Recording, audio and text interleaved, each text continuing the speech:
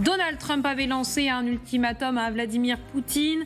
Ultimatum qui se termine demain, faute d'accord de paix. Et est-ce que le président des États-Unis va appliquer un paquet de sanctions envers la Russie et ses partenaires commerciaux, ou au contraire leur laisser un peu de temps avant cette rencontre entre Donald Trump et Vladimir Poutine qui doit se tenir dans les prochains jours? Écoutez ce que disait Marco Rubio il y a quelques heures, le secrétaire d'État américain. C'est une décision que le président devra prendre dans les 24 à 36 heures à venir. Elle dépendra en grande partie de l'évolution des discussions, les travaux que nous allons mener au cours des 2 prochains jours. En fin de compte, c'est le président qui décidera s'il pense que les sanctions doivent être maintenues en attendant que les choses avancent. Je ne veux donc pas en préjuger. Je ne pense pas que nous en soyons encore au stade où le président doit prendre cette décision. Il devra prendre cette décision d'ici vendredi. Mais nous allons beaucoup travailler aujourd'hui et demain pour voir dans quelle mesure nous pouvons rapprocher les 2 parties. Et ensuite, vous savez, présenter cela au président et le laisser prendre une décision. Claire Cambier, de quelles sanctions parle-t-on ? On peut imaginer des sanctions économiques. Rubio en a fait part d'ailleurs, en indiquant qu'il pourrait y avoir des taxes imposées directement à la Russie. Alors on le sait, le commerce entre les États-Unis et la Russie est assez faible, donc l'impact serait assez limité. Trump, lui, fait également part de sanctions secondaires. Ce sont donc des taxes émises sur des pays partenaires, des pays commerciaux partenaires de la Russie. Alors on pense forcément à l'Inde, qui a eu 25% de taxes douanières et auxquelles se sont rajoutés 25% de taxes en plus parce que l'Inde commerce avec la Russie, lui achète son pétrole brut. C'est une première étape. Et d'ailleurs, on peut le souligner, ces taxes supplémentaires de 25%, elles ne sont pas applicables tout de suite, elles le seront dans 21 jours. On voit que là, il y a une petite marge de négociation. Je peux le faire, je pourrais le faire aussi à d'autres pays. Maintenant, discutons. C'est un peu le message de Donald Trump. Michel Dersanski, est-ce que ces sanctions effraient Vladimir Poutine ?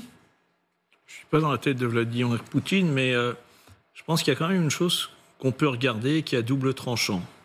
C'est-à-dire que depuis le 22 février 2022, lorsque la Russie a décidé d'annihiler l'Ukraine, elle a mis beaucoup de moyens en œuvre. Elle a des alliés. Elle a l'Iran, elle a la Corée du Nord, elle a l'Inde de façon parallèle, on vient de l'évoquer. Elle arrive à contourner un certain nombre de choses.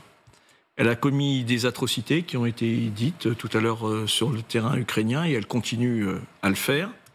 Nonobstant, quand on regarde tous les moyens qu'elle a mis, avec un budget militaire qui aujourd'hui est au zénith en Russie, avec un PIB qui à 40% est consacré qu'à cela, avec tous ces moyens-là, on peut dire, même si c'est terrible ce qui se passe aujourd'hui, quel résultat réellement militaire elle a obtenu. D'accord ? C'est pas tant que ça, en réalité, quand on voit toute cette énergie déployée. Même si, aujourd'hui, les pertes humaines sont un drame incontournable sur le sol ukrainien et qu'il faut en parler tous les jours. Anil Neubauer-Kramer, si c'est... Pardon, je vous laisse terminer. Et l'autre chose, c'est que, malgré tout, ce qui a été mis en œuvre et par les Européens et par les sanctions, le 18e train de sanctions, etc., a automatiquement une influence aujourd'hui sur la Russie. Sauf que, on le sait, ce régime a du temps devant lui et tant que cette guerre durera, tant qu'ils seront en capacité de faire durer cette guerre, tant qu'ils seront en capacité de faire vivre une guerre hybride, tant que cette idéologie pourra faire semblant de tenir, alors aucune sanction n'apparaîtra efficiente d'un point de vue économique. Anil Neubauer-Kramer. Les sanctions fonctionnent, et en particulier celles qui s'appliquent sur la question des hydrocarbures et notamment sur le pétrole. Le pétrole, les hydrocarbures, c'est 40% du budget de la Russie. Si on frappe de façon coercitive, tout en réduisant de façon drastique les moyens de contournement, au bout d'un moment, la Russie n'aura plus les moyens de mener la guerre d'agression qu'elle est en train de mener contre l'Ukraine. Ça peut paraître simpliste de dire comme ça, mais c'est vrai, couplé avec le maintien de la livraison d'armes, parce qu'il y a ça aussi que veut la Russie, c'est que les pays occidentaux arrêtent leur aide militaire à l'Ukraine. Si la pression est maintenue sur la question des sanctions, et donc en particulier du pétrole, de rappeler à quel point le pétrole, c'est le cœur du réacteur de l'appareil militaire russe, de la machine à tuer russe. Il y a en son cœur l'argent du pétrole. Plus on le réduit, plus on assèche cette manne financière qui permet aux Russes de payer les soldats grassement, parce que la plupart des soldats n'y vont pour partie aucune ambition forcément idéologique, mais le font aussi pour des raisons financières, sur la question des armes, parce que certes, ils ont des livraisons nord-coréennes et beaucoup de systèmes de contournement chinois, mais tout ça, ça se compte avec de l'argent. Ce n'est pas un soutien qui n'est que politique ou idéologique. Voilà, donc tout ce qui peut permettre d'isoler la Russie de ce point de vue-là, et en particulier sur la question du pétrole, tout en maintenant l'aide militaire à l'Ukraine, sa défense aérienne, l'aider à soutenir et à développer sa défense aérienne, fera qu'à la fin, la Russie ne sera plus en capacité de poursuivre sa guerre d'agression. Des sanctions qui vont être aussi infligées aux pays qui continuent de faire du commerce avec Moscou. On a parlé de l'Inde, de la Chine également. L'Inde, où une surtaxe de 25% de droits de douane pourrait être appliquée. Pourquoi ? Eh bien parce que l'Inde continue d'acheter du pétrole russe, mais pas de quoi faire céder l'Inde. On écoute Narendra Modi, le Premier ministre indien.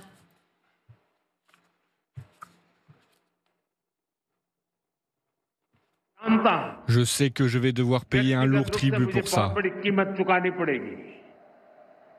Mais je suis prêt à en payer le prix. Je le dis à tous les agriculteurs, aux pêcheurs et au reste de la population, l'Inde est prête. Claire Cambier, pourquoi l'Inde s'entête à continuer à acheter du pétrole russe ? Tout d'abord, l'Inde s'est beaucoup enrichie en achetant avec ce pétrole russe. Avant la guerre, elle achetait majoritairement au Moyen-Orient. Elle a changé de braquet, changé de système économique, et ça a très bien fonctionné. Elle a pu acheter à bas prix, revendre du pétrole raffiné un petit peu partout dans le monde, et notamment aux Européens. Si elle s'entête, c'est que pour elle l'a fait aussi pour l'équilibre mondial. Ce qu'elle sous-entend dans ses communiqués, c'est que les États-Unis étaient au courant et ont été d'accord sur ce système pour qu'il n'y ait pas justement de pénurie. Il n'y avait pas assez de production dans le reste du monde. La situation, elle est peut-être aussi un petit peu différente aujourd'hui, avec une production qui est beaucoup plus importante. C'est aussi lié avec la guerre des 12 jours en Iran. On a eu très peur que le pétrole iranien se tarisse. Aujourd'hui, donc, il y a moins de risques finalement à taxer ce pétrole qui vient d'Inde. Michel Dzerzhinsky, finalement, l'Inde, même si elle continue de commercer avec la Russie pour lui acheter du pétrole, elle reste gagnante, quand bien même il y ait cette surtaxe de 25% qui s'applique. Ce qui est surtout, c'est qu'aujourd'hui, la Banque fédérale russe, elle ne sait plus quoi faire des roupies. Parce que le problème, c'est que l'Inde, elle paye en roupies. Et ce n'est pas une monnaie internationale, vous ne pouvez pas la changer. Donc aujourd'hui, ça coûte rien. Ça coûte à l'Inde, mais beaucoup moins que si elle devait le faire avec une monnaie d'échange qui était le dollar. Donc aujourd'hui, tant qu'elle paye en roupies, elle est gagnante.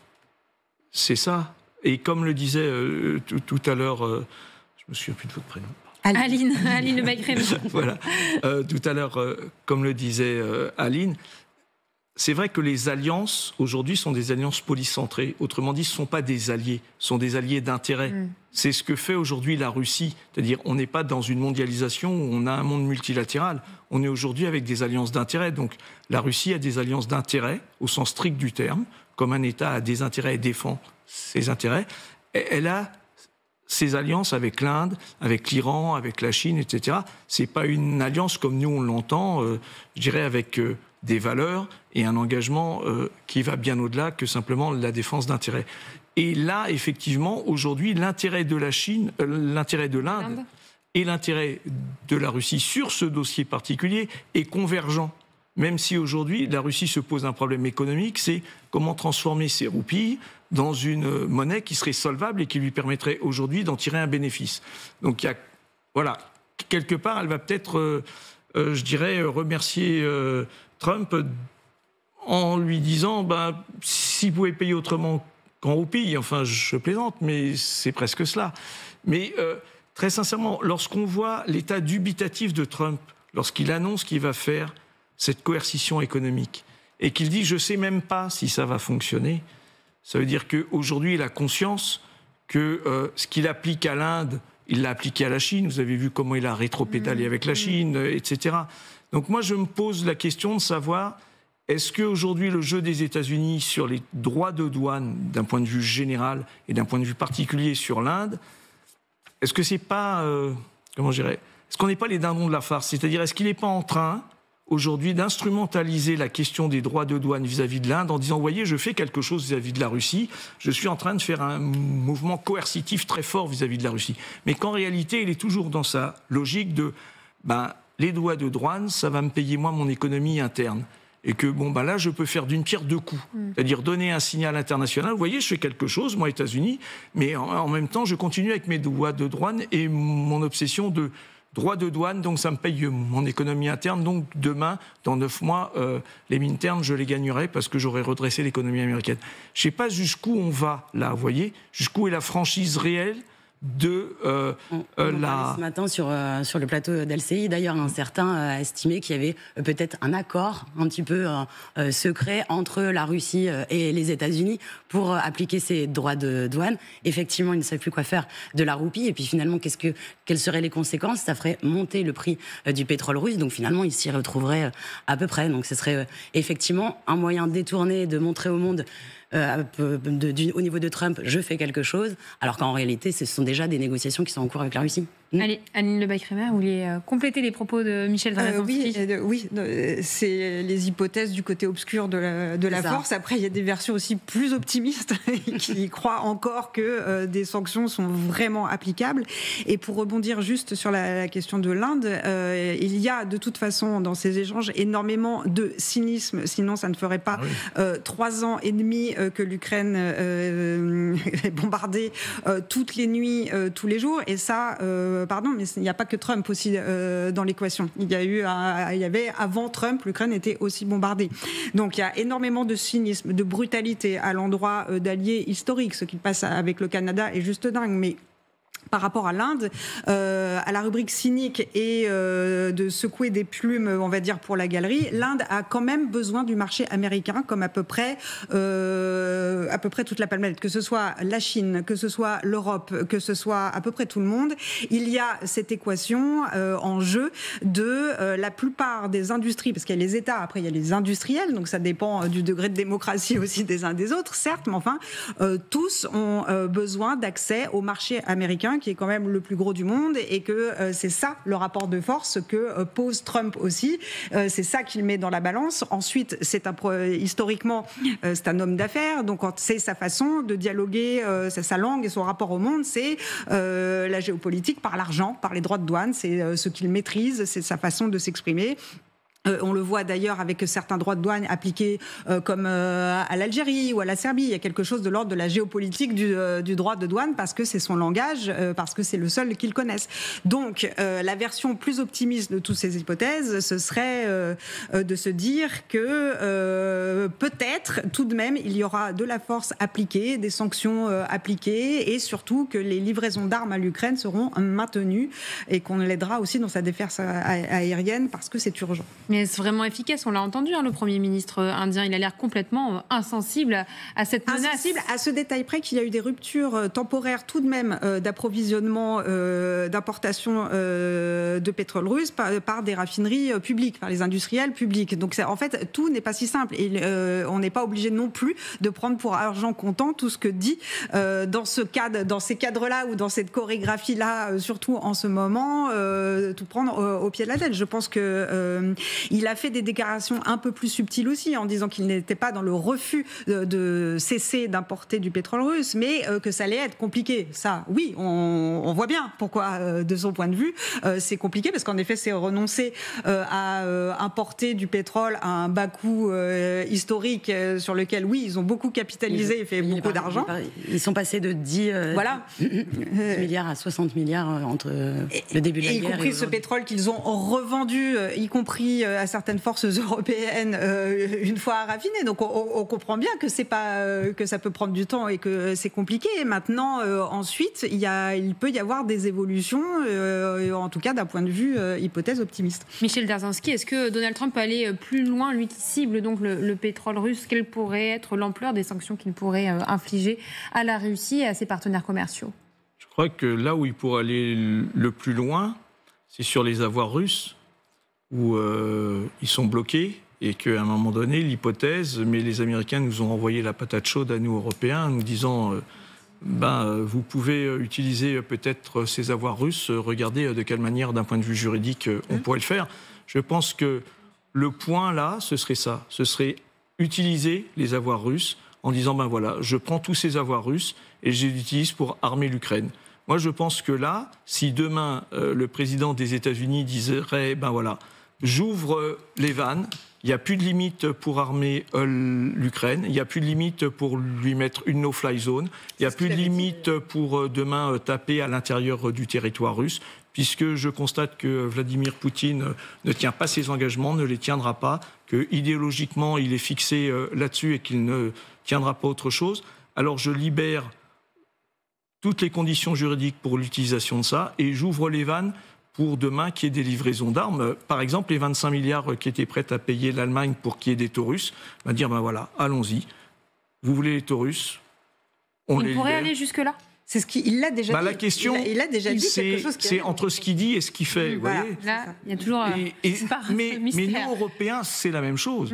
Il faut voir que le verbe des Européens, depuis cette tragique affaire, a été très haut. On devait défendre nos valeurs, on devait défendre la démocratie, on était presque prêt à devenir co-belligérants et regardez jusqu'où on est prêt à aller réellement, parce qu'on est dans des sociétés démocratiques et libérales où, bien sûr, nos opinions publiques font que certaines décisions ne vont pas toujours dans le bon sens.